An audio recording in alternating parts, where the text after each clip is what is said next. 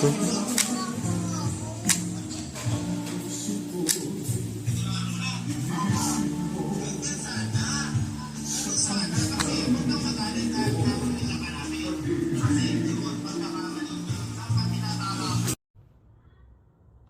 yung order ko sa Shopee na headphone. Pangalawang order ko nito. Kaya nag-order ulit ako. Nasira kasi yung ganito ko nabagsak. Pero maganda siya, maganda yung tunog niya. Ito siya. Nag-lobat na. Hindi ko pa siya na-charge. Yan siya, umihilaw siya. Maganda tunog nito. Na-try ko na ito Pangalawang order ko na ito. Dito sa seller din nito. Pang gaming siya. Actually, ang ganda ng tunog. Ito po siya. Teka lang. Ayan. Yan po yung ano niya. Laman. May timer din siya kung kailan siya malulubat.